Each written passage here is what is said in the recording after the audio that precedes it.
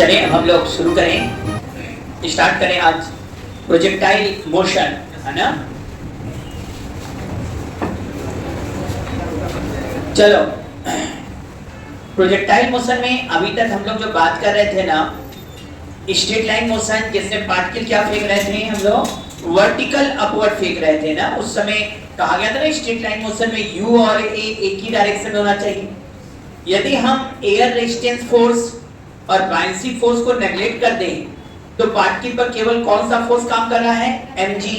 और mg किधर काम कर रहा है, नीचे की तरफ। यदि mg नीचे की तरफ काम कर रहा है तो u भी उसी लाइन में होगा, नीचे माने वर्टिकल डाउनवर्ड, तो u भी वर्टिकल डायरेक्शन में होगा, तो दोनों एक ही लाइन में हैं। तब तक तो मोशन क्या था, स्ट्रेट लाइन था। तो जब तक हम वर्टिकल फेंक रहे थे तब तक मोशन स्ट्रेट लाइन, लेकिन जब हम वर्टिकल से किसी एंगल पर फेंके, सुन रहे हो ना, जैसे ही किसी एंगल फेंके 90 छोड़ के, मतलब ना हॉरिजॉन्टल फेंकिए ना वर्टिकल, बल्कि किसी एंगल पर फेंकिए, तो वो मोशन क्या कहलाएगा, प्रोजेक्टाइल मोशन। और ध्यान देना, इसमें u और a सर्टेन एंगल पर आ गया, u और a सर्टेन एंगल पर आ गया, तो समझ जाओ उसका पाथ कैसा होने वाला है, पैराबोलिक, यदि एक्सेलरेशन कांस्टेंट है। तो g तो कांस्टेंट रहता है, g कांस्टेंट है, u है, तो उसका पाथ क्या होने वाला है, पैराबोलिक। बाद में इसको हम प्रूफ भी करा के दिखा देंगे। तो सीधा सीधा पॉइंट आया। अभी तक हम लोग स्ट्रेट लाइन जब पढ़ रहे थे तो पार्टिकल को सीधा फेंक रहे थे, अब पार्टिकल को किसी एंगल पर फेंकेंगे तो ये पार्टिकल हॉरिजॉन्टल भी चलेगा और वर्टिकल भी चलेगा। अब दोनों पार्ट को हम लोग मिला के एक साथ पढ़ने जा रहे हैं। पहले हम लोग जनरल फॉर्मूले पर, साधारण कांसेप्ट पर बात करेंगे, धीरे धीरे एक एक पॉइंट को हम लोग नोचना शुरू करेंगे, एक एक कर करके। आइए, पहला बात, u से किसी पार्टिकल को हम लोग फेंक रहे हैं सर्टेन एंगल थीटा पर। किसी पार्टिकल को वेलोसिटी u से फेंका और एंगल क्या दिया बेटा, थीटा। यह मानते हुए इस समय हम क्वेश्चन लगाएंगे कि यहां कोई एयर रेजिस्टेंस नहीं है और न यहां पर कोई बायनेंसी, पार्टिकल बोल दिया तो बायनेंसी फोर्स नेगलेक्ट हो गया, और एयर रेजिस्टेंस को भी हम नेगलेक्ट कर देंगे। जब एयर रेजिस्टेंस नेगलेक्ट कर देंगे, जो जनरल क्वेश्चन में सब में हम करते हैं, तो बताओ जल्दी से इसमें लगने वाला फोर्स कौन सा होगा। क्या इस समय इस पर लगने वाला फोर्स केवल mg होगा कि नहीं? और mg हुआ तो g का डायरेक्शन किधर हो गया, वर्टिकल डाउनवर्ड। तो बड़े अच्छे से कहेंगे u सर्टेन एंगल पर आ गया और g बेचारा वर्टिकली डाउनवर्ड आ गया, है ना। अब प्रोजेक्टाइल में पूरे मोशन को हम दो स्ट्रेट लाइन में करके पढ़ेंगे तो आसान हो जाएगा। और ये आज के बाद याद रखना, हमने बोला भी था कि एक्सेलरेशन कांस्टेंट होगा तो पाथ दो पॉसिबल है, या तो स्ट्रेट लाइन या तो पैराबोला। यदि u और a एक ही लाइन में है, एक ही लाइन का मतलब सेम डायरेक्शन या अपोजिट डायरेक्शन की लाइन एक है, तब तो उसका पाथ स्ट्रेट लाइन हो जाएगा। लेकिन u और a सर्टेन एंगल पर है और a कांस्टेंट है, तो हमेशा उसका पाथ पैराबोलिक होगा। अब यहाँ पर u और a सर्टेन एंगल पर है, सही बात है, इसको हम प्रोजेक्टाइल मोशन कर रहे हैं, टू डायमेंशनल मोशन में आ रहा है और इसका पाथ पैराबोलिक होने जा रहा है। इस पूरे मोशन को हम लोग दो डायरेक्शन में पढ़ेंगे, उसका नाम देंगे हॉरिजॉन्टल और वर्टिकल। हॉरिजॉन्टल को हम रिप्रेजेंट करेंगे x एक्सिस से और वर्टिकल को रिप्रेजेंट करेंगे हम लोग y एक्सिस से। अब चलो, वेलोसिटी u को दो पार्ट में तोड़ दिया जाए, तो इधर कौन सा पार्ट आएगा, जल्दी से बोलो, u cos थीटा, और इधर तोड़ दिया तो क्या आएगा, इधर आ जाएगा u sin थीटा। इसको हम कहेंगे हॉरिजॉन्टल कंपोनेंट ऑफ वेलोसिटी और इसको कहेंगे वर्टिकल कंपोनेंट ऑफ वेलोसिटी।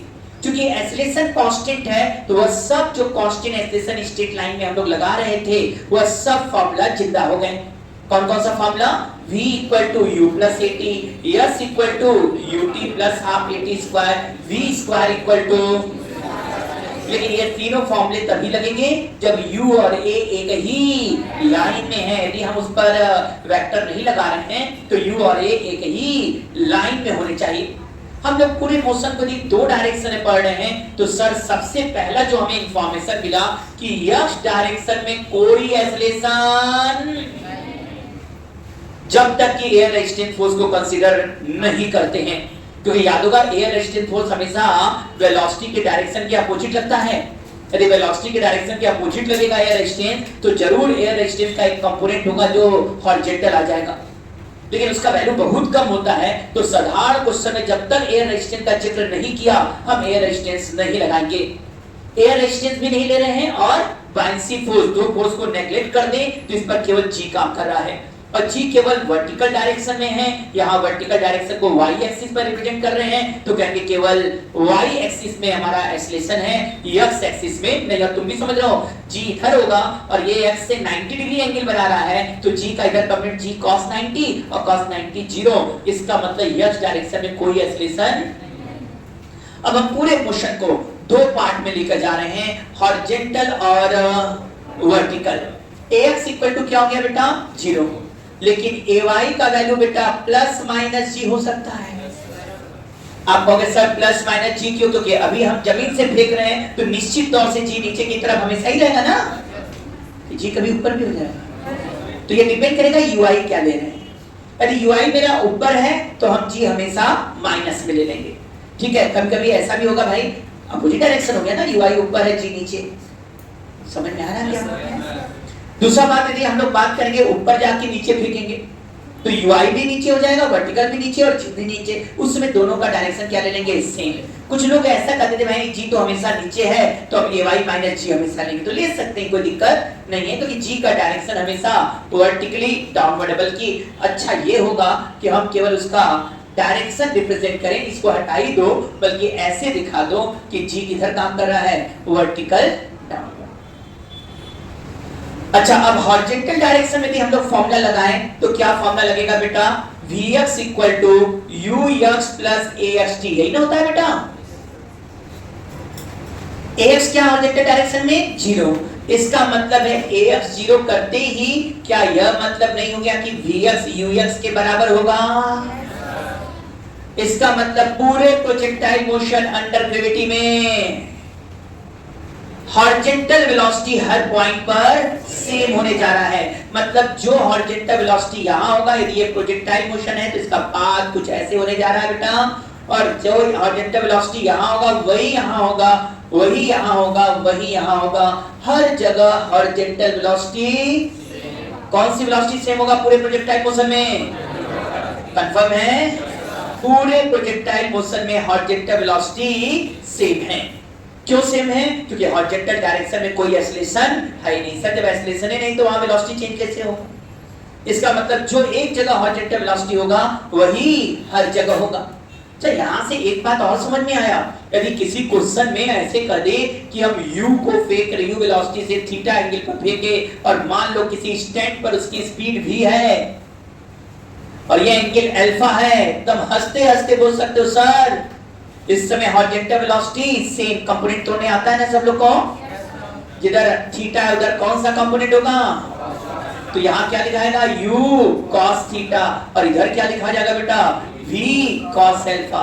क्या ये समझ में आ रहा है कि हर समय u cos theta v cos alpha के बराबर। अब अच्छी बात क्या है कि इनिशियल u थीटा दिया है, तो सर अल्फा भी देगा तो हम v निकाल लेंगे, या v देगा तो हम क्या निकाल लेंगे?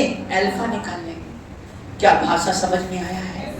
अब जैसे हम तुमसे कहें 60 डिग्री पर इतने वेलोसिटी से एक पार्टिकल फेंका, 50 से मान लो 60 डिग्री पर 50 मीटर पर सेकंड से हमने पार्टिकल फेंका, बताओ जब वेलोसिटी वेक्टर 30 डिग्री एंगल बना रहा है तो उसकी वेलोसिटी क्या है? क्या तुम्हें नहीं लगता है कि ये क्वेश्चन तुरंत हो जाएगा? यदि हमने कहा 60 डिग्री से फेंका पार्टिकल को 50 मीटर पर सेकंड से, अब जरा बताओ जब एंगल कितना हो गया? 30 डिग्री हो गया हॉरिजॉन्टल से, अब बताओ वेलोसिटी क्या होगा? इस समय यदि हम हॉरिजॉन्टल वेलोसिटी सेम कर दे तुरंत आंसर आ जाएगा। क्या हो गया बेटा? 50 cos 60, cos 60 का वैल्यू पता होगा 1/2, और इधर v cos 30 √3/2, 2 तुम्हारे घर गया, और v बराबर क्या दौड़ के आ रहा है बेटा? v इक्वल टू क्या 50/√3 आ रहा है कि नहीं? क्या बता रहा है ये कि अब हमको u दिया है, थीटा दिया है, या तो v दे देगा तो अल्फा बता देंगे, और अल्फा देगा तो v बता देंगे। तो एक जबरदस्त बात, छोटी से पॉइंट बताने पर एक रिलेशन और दौड़कर आ गया। सर हर जगह क्या चीज सेम रहेगा? हॉरिजॉन्टल वेलोसिटी सेम रहेगा। क्लियर? आवाज में दम। तो ये निकल कर आ गया बेटा यहाँ हर जगह जो ux होगा वही vx, यहाँ u cos थीटा तो यहाँ भी ये क्या होगा u cos थीटा ही होगा, हर जगह वैल्यूज से। दूसरा पॉइंट सर, दूसरा फॉर्मूला दौड़ के आता है यस बराबर ut plus half at square. लेकिन जिस डायरेक्शन में तुम डिस्प्लेसमेंट देखते हो उसी डायरेक्शन का वेलोसिटी लेना और उसी डायरेक्शन का एक्सीलरेशन लेना, तब स्ट्रेट लाइन वाला इक्वेशन जो है कांस्टेंट एक्सीलरेशन वाला हम यूज कर पाएंगे। तो जब हॉरिजॉन्टल डायरेक्शन में डिस्प्लेसमेंट देख रहे हो तो वेलोसिटी भी कौन सा लोगे, आवाज में दी जब मैं, तो यहाँ क्या लिखोगे x इक्वल टू यस माने हॉरिजॉन्टल डिस्प्लेसमेंट। हॉरिजॉन्टल से समझना बेटा, जैसे हम पार्टिकल फेंक रहे हैं, एक मिनट थोड़ा और अच्छा सा बना दें ताकि दिखाई दे, समझ में आए सब कुछ, और थोड़ा बड़ा बड़ा कर दो। हटो भाई सब, है ना, सब नोट कर लिया ना, तो आ जाओ।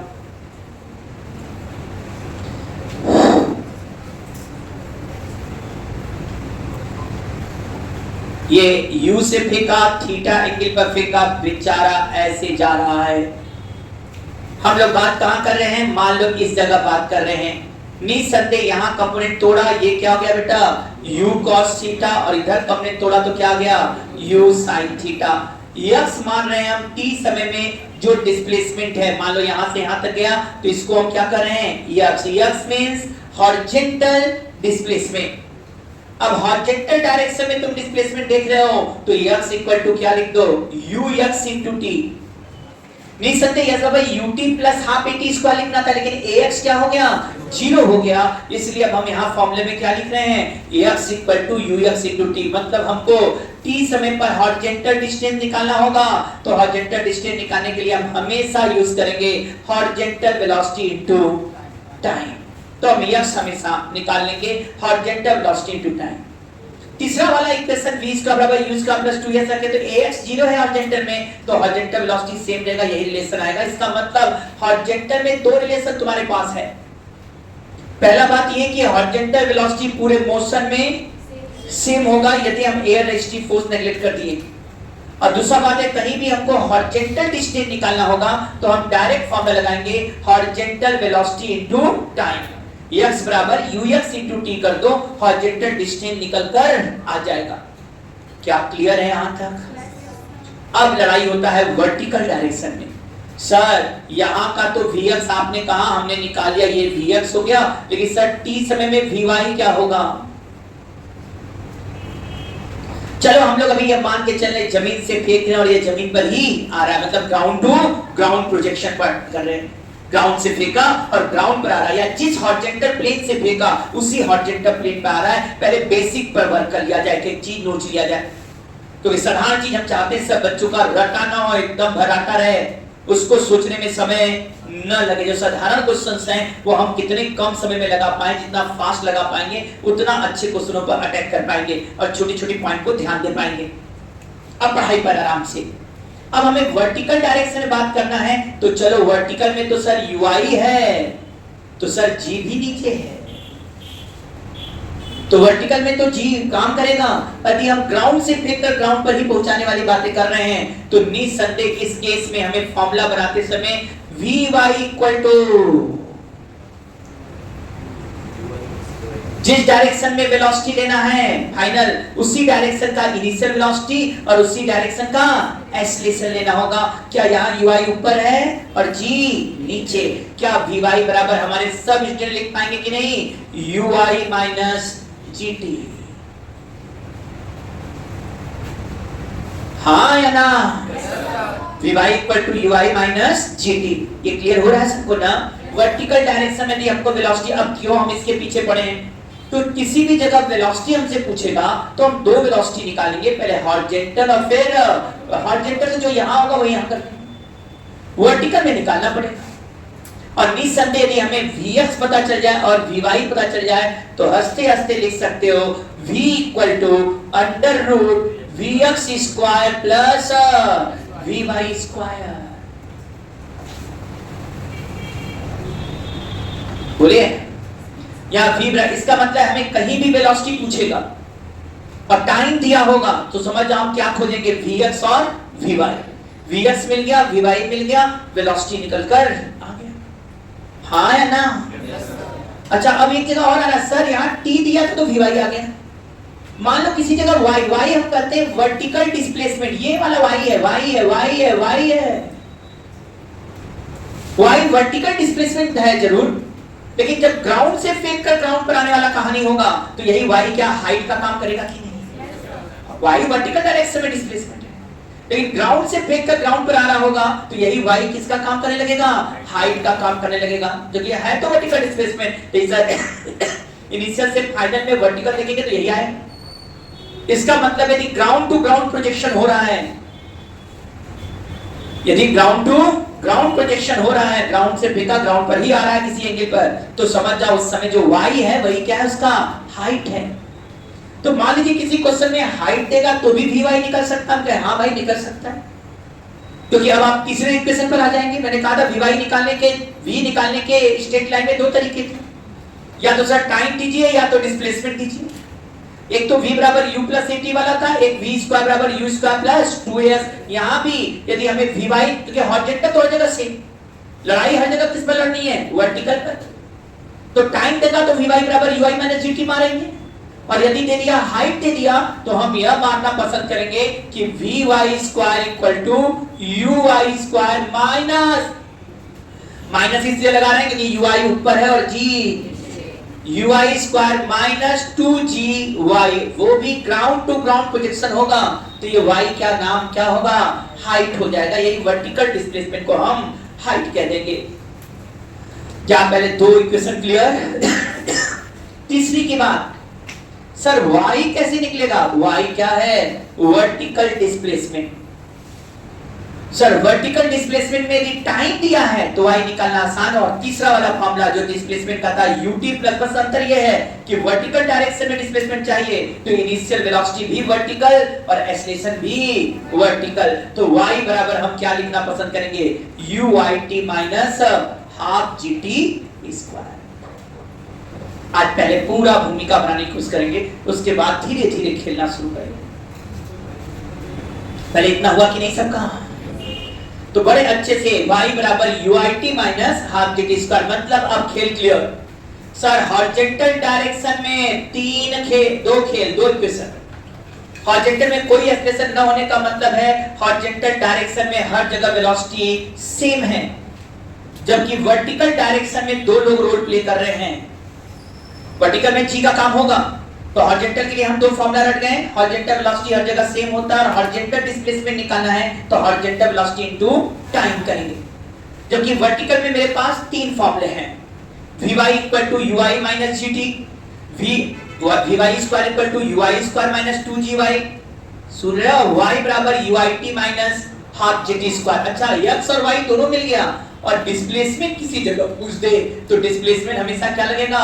Under root x square plus y square. Displacement पूछा नहीं, हम समझ गए under root x square plus y square. यही नहीं, कभी पूछ दे एंगल कितना है सर, ये एंगल अल्फा पूछ दिया, कितना एंगल बना रहा है ये, t समय में कितना एंगल बनाया, तुरंत आ जाओ tan अल्फा बराबर क्या हो जाएगा? vy by vx।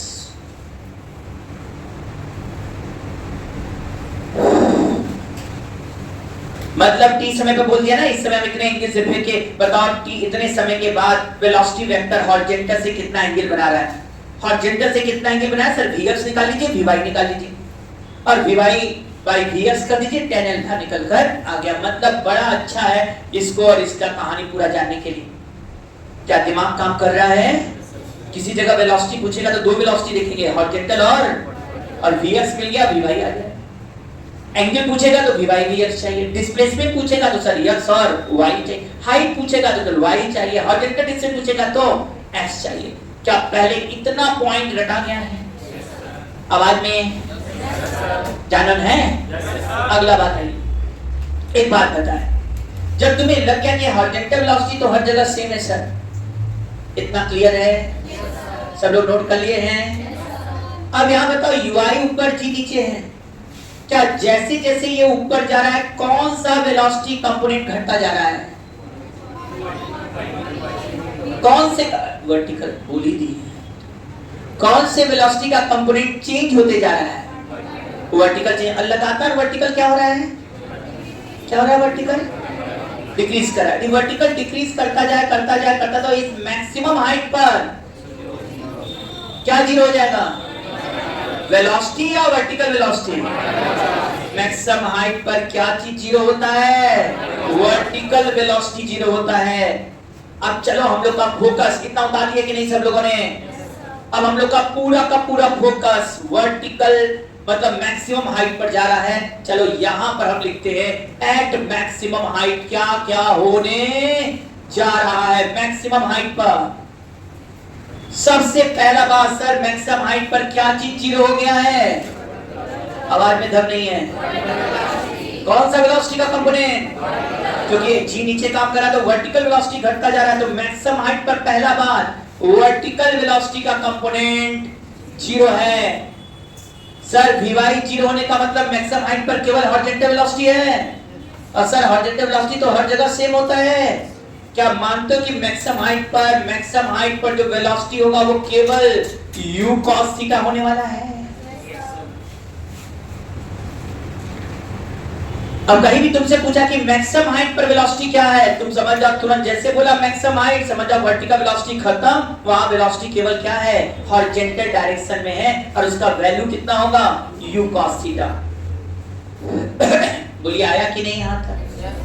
अच्छा एक बार पूछता है मैक्सिमम हाइट पर काइनेटिक एनर्जी दे देगा u और थीटा, अब बोलेगा मैक्सिमम हाइट पर काइनेटिक एनर्जी बताओ। तो क्या मैक्सिमम हाइट का काइनेटिक एनर्जी देख सकते हो? ये भी समझ लोगे सबसे कम काइनेटिक एनर्जी मैक्सिमम हाइट पर होगा। तो ये और सब जगह Vx है तो Vy भी है, Vx तो हर जगह सेम है, लेकिन हर जगह Vy का भी कंपोनेंट है। लेकिन मैक्सिमम हाइट एक ऐसा जगह जहां Vy क्या हो गया? जीरो। तो सबसे कम स्पीड कहां पर है? मैक्सिमम हाइट पर। सबसे मिनिमम काइनेटिक एनर्जी कहां होगा? मैक्सिमम हाइट पर। और ये कितना होगा? तो k minimum equal to half m, सुनाई नहीं दे रहा है? Half m u cos theta का होल स्क्वायर। जग जाइए, इसका मतलब है काइनेटिक एनर्जी क्या होने जा रहा है? काइनेटिक एनर्जी का formula k equal to half m u square cos square theta, जबकि हाफ mu स्क्वायर क्या है? Initial kinetic energy, initial velocity u है। तो कई लोग लिखते हैं k minimum equal to k naught cos square theta.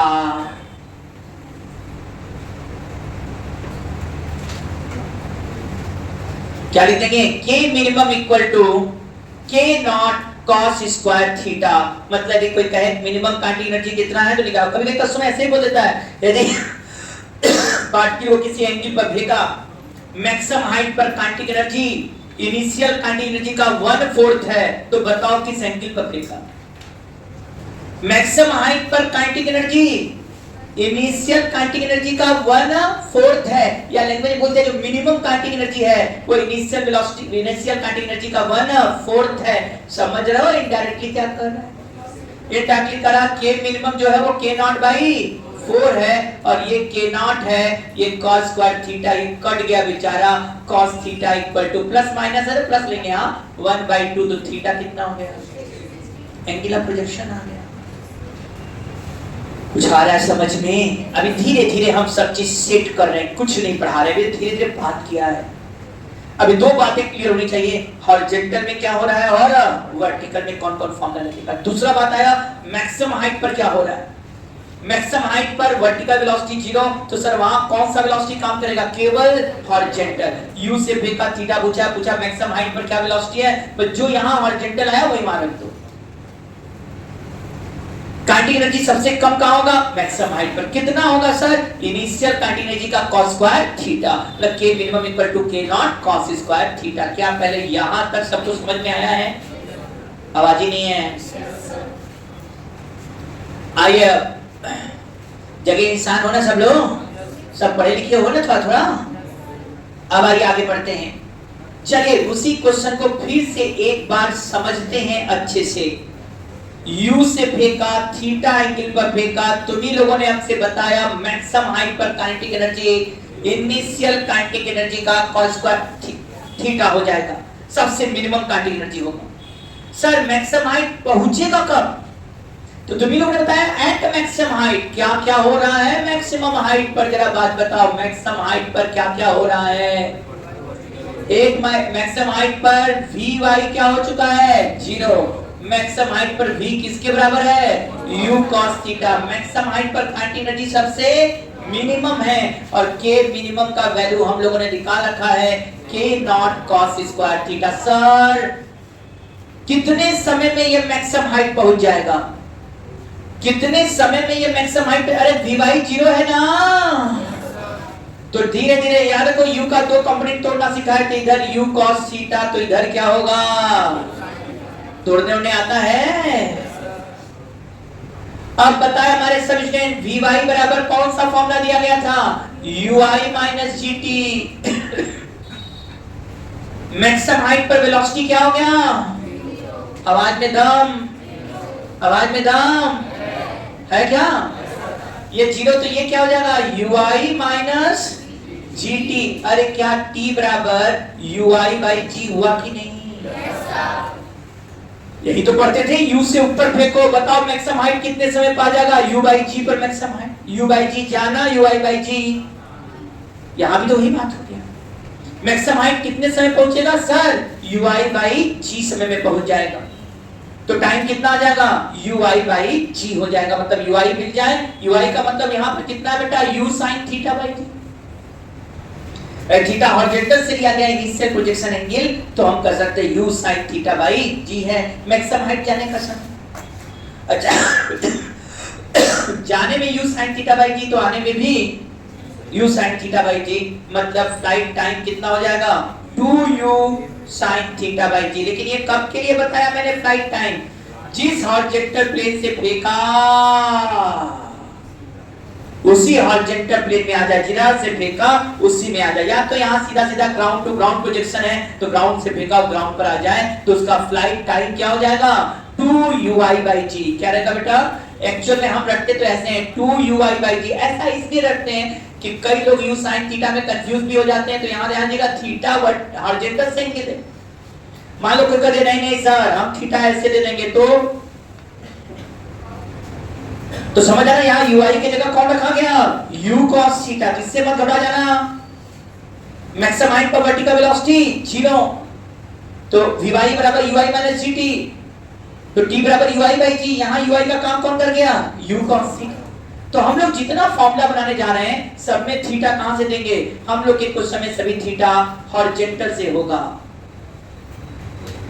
Language clear, क्या फ्लाइट टाइम आ गया कि नहीं, अरे तो मुझे नहीं आना चाहिए था। अब कोई पूछे सर मैक्सिमम हाइट यदि हम फेंक रहे हैं ग्राउंड से ग्राउंड प्रोजेक्शन, तो बताइए, हाँ वेरी गुड, बताइए मैक्सिमम हाइट क्या हो जाएगा, मैक्सिमम हाइट समझ रहे होगे, ये वाला मैक्सिमम हाइट है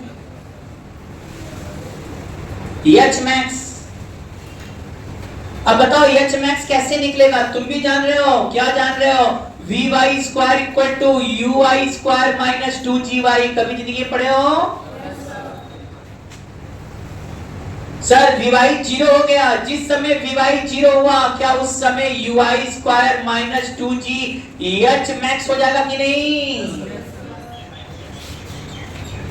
इसका मतलब मैक्सिमम हाइट निकालना होगा तो कैसे निकल जाएगा, h मैक्सिमम इक्वल टू, एकदम चिल्लाते हुए ui स्क्वायर बाई 2g। अरे सर ये तो u स्क्वायर बाई 2g वाला ही फॉर्मूला हुआ, बस u के जगह कौन लग गया ui, क्योंकि वर्टिकल कंपोनेंट काम कर रहा है, वही तुम लोग रट के बैठे थे, h max equal to ui के जगह क्या लग गया u square sin square theta by 2g।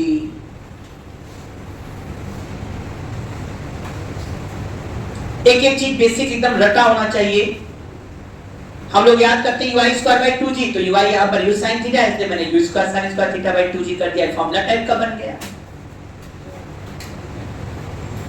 सब लोगों आ रहा है, फ्लाइट टाइम कितना आया 2ui/g, मतलब 2u sin theta by g। Maximum height कितना आ गया बेटा u square sin square theta by 2g। Maximum height पर क्या चीज 0 है, वर्टिकल वेलोसिटी, तो मैक्सिमम हाइट पर वेलोसिटी क्या होगा u cos थीटा। सब हमारे स्टूडेंट तैयार हैं। तीसरा पॉइंट जिसका फॉर्मूला खूब यूज होता है आप लोगों में, सर यदि ये पार्टिकल यहां से दौड़कर यहां पहुंच रहा है, sir ground to ground projection है, तो जिस जगह से फेंका है उसी हॉरिजॉन्टल प्लेन में आ गया, तो जितना ये हॉरिजॉन्टल डिस्प्लेसमेंट है वही डिस्प्लेसमेंट हो जाएगा। और इस हॉरिजॉन्टल डिस्प्लेसमेंट को यहां हम क्या नाम देते हैं? रेंज। लेकिन रेंज है क्या? हॉरिजॉन्टल डिस्प्लेसमेंट है। इसका मतलब रेंज का फॉर्मूला बनाना होगा। इसका मतलब यदि हमें रेंज का फॉर्मूला बनाना होगा तो हम क्या लिखेंगे? रेंज का फॉर्मूला यहां देखो, R इक्वल टू रेंज का जिस हॉरिजॉन्टल प्लेन में फेंका उसी हॉरिजॉन्टल प्लेन में आ जाए, ग्राउंड टू ग्राउंड प्रोजेक्शन। सुन रहे हो ना? क्योंकि आने वाले समय में हम टावर पर भी खड़े होकर फेंकेंगे तब रेंज अलग हो जाएगा, तब ग्राउंड टू ग्राउंड नीचे तक आना पड़ेगा। लेकिन ये फॉर्मूला तब भी हॉरिजॉन्टल टू हॉरिजॉन्टल के लिए वैलिड होगा। हॉरिजॉन्टल टू हॉरिजॉन्टल में जिस हॉरिजॉन्टल प्लेन से फेंका उसी हॉरिजॉन्टल प्लेन में आ जाए, तो जो हॉरिजॉन्टल डिस्टेंस चल रहा है उसको हम क्या नाम दे रहे हैं यहां पर? रेंज। उसके लिए फॉर्मूला बना रहे हैं रेंज का।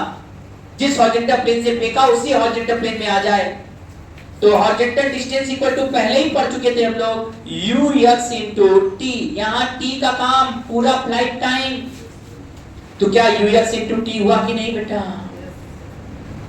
हाँ है ना? अब ux की जगह तुम क्या लिखना पसंद करोगे? u cos theta. t की जगह क्या लिखना पसंद करोगे? 2u sin theta by g।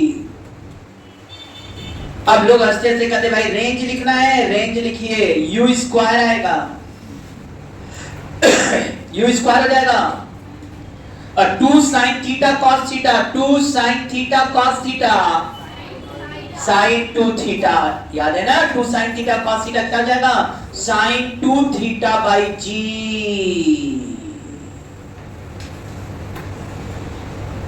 अब हमारे पास तीन फॉर्मूला दौड़ के आ रहे हैं। कौन कौन तीन फॉर्मूला दौड़ के आया बेटा? जिस ग्राउंड से फेंका ग्राउंड टू ग्राउंड प्रोजेक्शन हो रहा है, तो हम कर सकते हैं। पहला फॉर्मूला आएगा फ्लाइट टाइम, जो क्या है? 2ui बाई g, जिसको हम लोग क्या कहें? 2u sin theta by g। दूसरा फॉर्मूला किसका आ रहा है? मैक्सिमम हाइट कितना होगा यदि ग्राउंड टू ग्राउंड प्रोजेक्शन है। बार बार शब्दें ध्यान देंगे, वर्ड क्लियर रखेंगे। h max इक्वल टू, अब हमसे पूछा जाए तो हम तो कहेंगे ui स्क्वायर बाई 2g, आप कहिए u square sine square theta by 2g। Ground to ground projection है, या जिस हॉरिजॉन्टल प्लेन से फेंका उसी हॉरिजॉन्टल प्लेन में आ गया, तो जो हॉरिजॉन्टल डिस्टेंस चल रहा है उसको हम क्या कर रहे हैं? रेंज नाम दे रहे हैं इस जगह। और रेंज का वैल्यू कैसे निकाला था अभी अभी? ux into t। सॉल्व करने पर आ गया u square sin 2 theta by g।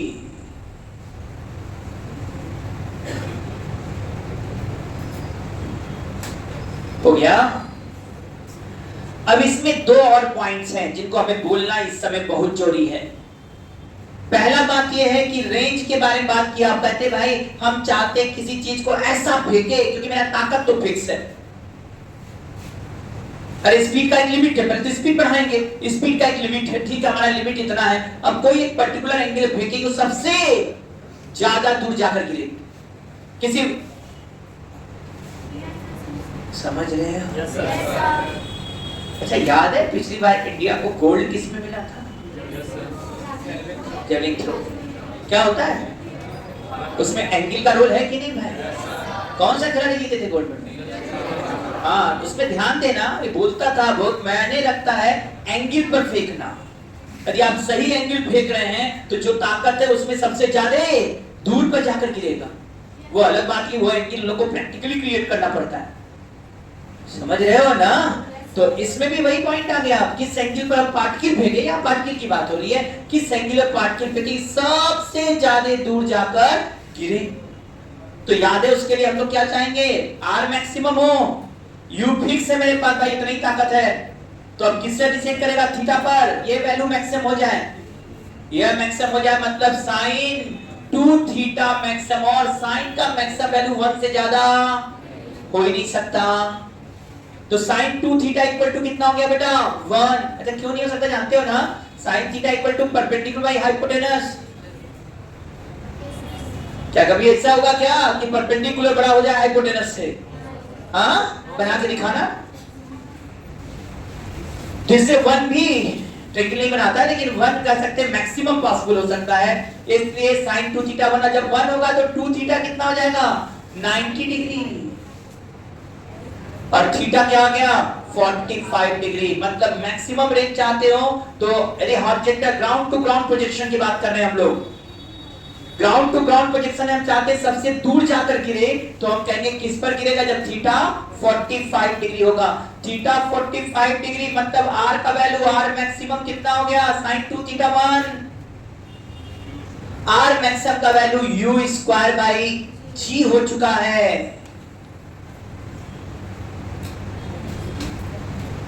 Maximum कितने दूर जाकर गिरेगा? तो आर मैक्सिमम का value u square by g. मतलब ये सबसे मैक्सिमम का है किस एंगल पर फेंके कि वो मैक्सिमम दूरी पर जाकर गिरे, तो कहोगे थीटा 45 डिग्री पर फेंके वो मैक्सिमम दूरी पर जाकर गिरे।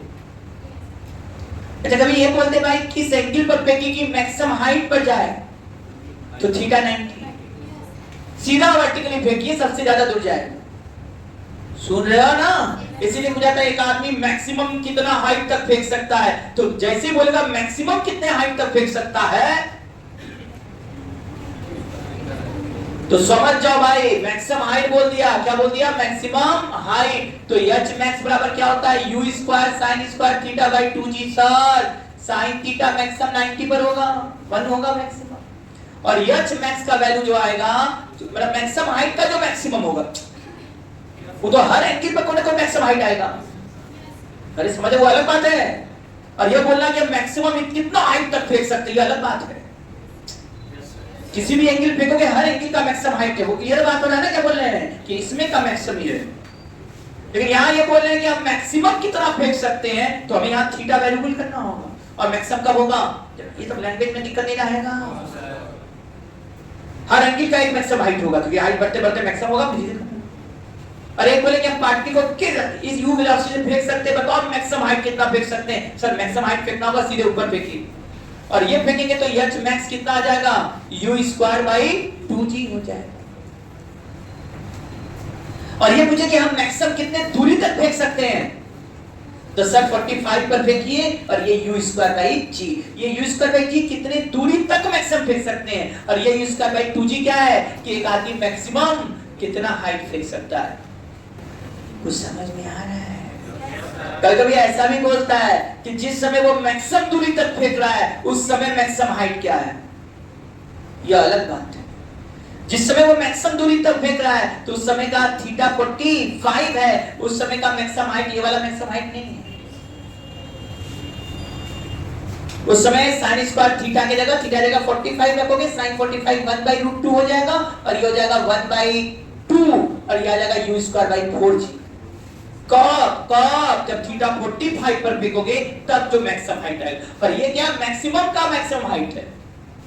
मैक्सिमम का मैक्सिमम हाइट माने किस एंगल पे फेंके कि सबसे ऊंचा जाए, तो सर सीधा फेंकिए सबसे ऊंचा जाएगा, और ये मैक्सिमम कितना जाएगा? You square by 2g। Sir maximum दूर कितना फेंक सकता है एक आदमी? सर मैक्सिमम दूर फेंक सकता है यू स्क्वायर बाई जी, वो भी कब? जब थीटा 40। एक और प्रॉपर्टी, ये तुम लोग जगे हो कि नहीं? सब समझ में आ रहा है कि नहीं? पढ़े हो ना सब कुछ? चलिए एक और प्रॉपर्टी, और वो प्रॉपर्टी है कि यदि हम पार्टिकल को थीटा और 90 माइनस थीटा एंगल पे फेंके, नेक्स्ट प्रॉपर्टी पर बात कर रहे हैं, यदि पार्टिकल को थीटा या 90 माइनस थीटा पर फेंके सेम स्पीड से, सेम स्पीड, यदि पार्टिकल को थीटा और 90 माइनस थीटा पर फेंके सेम स्पीड से, तो रेंज क्या रहेगा? सेम आएगा। Ground to ground position. क्यों? जब थीटा पर फेंके तो आर का वैल्यू तुम ही लोग बताए, u square sine 2 theta by g. R बराबर क्या है? U square sine 2 theta by g. अब हम तुमसे बोले भाई नहीं 90 माइनस थीटा पर फेंकिए, तो आर डैश हो गया u square sine 2 90 minus theta by g. तुम लोग ध्यान नहीं दे रहे हो यहां पर। आर डैश इक्वल टू क्या आ गया, यू स्क्वायर, जरा जग जाइए, साइन 180 माइनस 2 थीटा, 2 को अंदर करो, और 180 माइनस 2 थीटा बता चुके, 180 में से घटेगा तो वही वैल्यू आ जाएगा, साइन 180 माइनस 2 थीटा क्या आ जाएगा, साइन 2 थीटा बाई जी। अरे सर ये तो आर के बराबर है, इसका 30 डिग्री पर पार्टिकल फेंक रहे हैं और उसी स्पीड से 60 डिग्री पर फेंकें तो दोनों का रेंज 20 डिग्री पर फेंकें, और अब बताओ किस एंगल में फेंके कि रेंज सेम आ जाए उसी स्पीड से 70 डिग्री। समझ रहे हो ना, 25 डिग्री पर फेंके और हम चाहते हैं वही रेंज आ जाए उसी स्पीड से फेंकने पर, तो 90 माइनस थीटा, 90 माइनस 25, 65 डिग्री। नींद आ रहा है? अब ये पूरी बात पहले समाप्त कर रहे हैं ताकि 11th लाइक जो लेवल था, जो स्कूली लेवल तुम लोग पढ़े हो, वो अभी आधे घंटा 45 मिनट में खत्म हो जाए, फिर हम पढ़ाना शुरू करें। अरे यार फिर भी नहीं पाएंगे, फिर तो पहले फॉर्मूला को प्रैक्टिस मजवाएं, पूरा माँ जात लोग एक चीज दिख जाएगा, तब हम अपना कंसेप्ट धीरे धीरे धीरे धीरे अविनाश छूगा। रेडी हो ना? आ जाओ, अभी तो पहले रटो सब पूरा। इतना हुआ कि नहीं सबका? भूल जाओगे सब लोग? क्या क्या बीबीसी के जल्दी से बताओ। मैं सबसे मैक्सिमम रेंज कब होगा, जब थीटा 45, मैक्सिमम रेंज का वैल्यू यू स्क्वायर बाई जी होगा। सबसे मैक्सिमम हाइट कब फेंक सकते हैं सर, जब थीटा 90 हो। जो सबसे मैक्सिमम हाइट कोई आदमी फेंक सकता वो यू स्क्वायर बाई 2जी है, जबकि maximum range u square by g है। क्लियर है? यदि सेम स्पीड से फेंके तो थीटा या 90 माइनस थीटा पर रेंज क्या रहेगा, सेम। कुछ बुक एक और बात बोलते हैं, 45 माइनस थीटा और 45 प्लस थीटा पर भी रेंज सेम रहेगा। क्या बोले? 45 माइनस थीटा और 45 प्लस थीटा पर भी रेंज सेम रहेगा। लिखने का तरीका है बस, 45 डिग्री है भाई, करके देख लो। जब आर लिखोगे तो क्या होगा, u square sine 2 45 minus theta by g. 45 अंदर ले जाओ तो 90, साइन 90 माइनस 2 थीटा। देखो देखो 90 है, साइन बदल जाएगा किसमें, तो यहां लिखोगे u square cos 2 theta by g भाई। और जब 45 प्लस थीटा भी लिखोगे, मान लो ये R1 है, R2 हमने लिख दिया यहीं पर, यू स्क्वायर साइन 245 मतलब 90 प्लस 2 थीटा, तो यहां भी ध्यान दीजिएगा ये कॉसे होने वाला है, और ये भी आएगा u square cos 2 theta by g. शायद हम बताना चाहते हैं कि आप 45 माइनस थीटा या 45 प्लस थीटा पर भी सेम स्पीड से फेंकेंगे तो रेंज सेम एक ही बात, या कहिए थीटा पर और 90 माइनस थीटा पर फेंकेंगे तो भी रेंज क्या रहेगा, सेम रहेगा। नोट हुआ कि नहीं बेटा? कब कब रेंज सेम है, क्लियर हुआ कि नहीं सबको? कब कब रेंज सेम है, थीटा पर फेंको या 90 माइनस थीटा पर फेंको, रेंज क्या आने वाला है, सेम आने वाला है। नोट हुआ? नोट